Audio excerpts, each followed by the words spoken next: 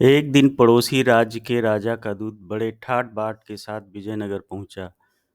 उसके साथ इतने सारे उपहार थे कि जैसे पूरा खजाना ही उठा लाया हो।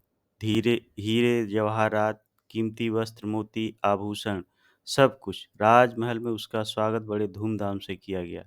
3 दिन तक उसकी इतनी सेवा हुई कि दूत मंत्रमुग्ध हो गया। जब दूत लौटने की तैयारी कर रहा था, तो उसने राजा कृष्णदेव राय से आकर विदाई ली। राजा ने भी सोचा, मित्र ने मुझे इतने अनमोल उपहार भेजे हैं, तो मुझे भी कुछ लौटाना चाहिए।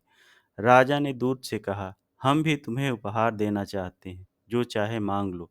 सोना, चांदी, रत्न, आभूषण, जो भी तुम्हें प्रिय हो। यहाँ पर दूत ने जो उत्तर दिया, उसने पूरा दरबार स्तब्ध कर दिया। उसने हाथ जोड़कर कहा, महाराज, आपके विचार की मेरे लिए सबसे बड़ा सम्मान है। मुझे धन संपत्ति की चाह नहीं।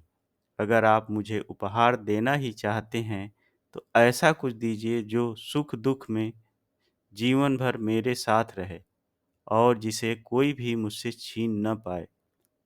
जरा सोचिए, राजा कृष्णदेव राय जैसे महान सम्राट भी क्षण भर के लिए उलझन में पड़ गए। इतना असाधारण उपहार, भला वो क्या हो सकता है? राजा ने दरबारियों की ओर देखा, लेकिन सबकी आंखों में भी वही प्रश्न था। और तभी कहानी में प्रवेश होता है तेनालीराम का।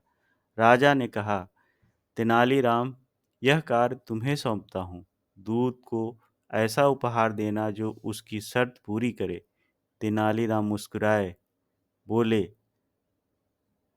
जैसा आदेश महाराज। जब दूत आज दोपहर प्रस्थान करेगा, तो उसका उपहार उसके साथ होगा। अब दोस्तों, सस्पेंस बढ़ गया। सभी दरबारी मन ही मन सोच रहे थे, आखिर तेनालीराम क्या करना वाले हैं। दोपहर का समय आया। दूत के रथ में राजा के उपहार लाद दिए गए।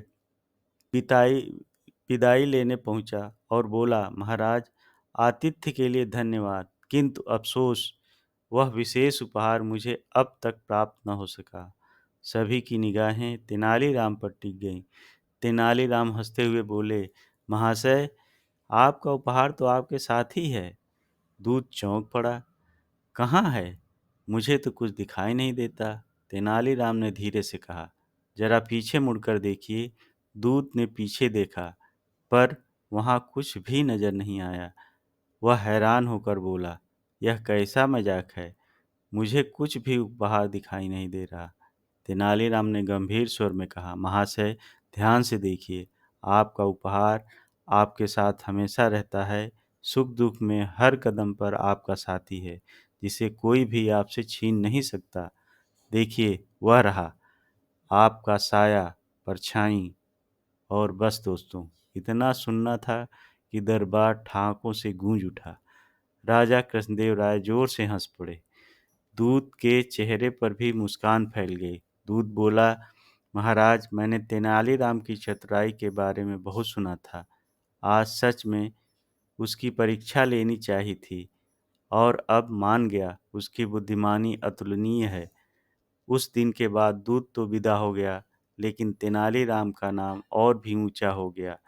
राजा ने उसकी पीठ थपथपाई, कहा, तेनालीराम, सचमुच तुम्हारी चतुराई ही हमारे दरबार की सबसे बड़ी संपत्ति है।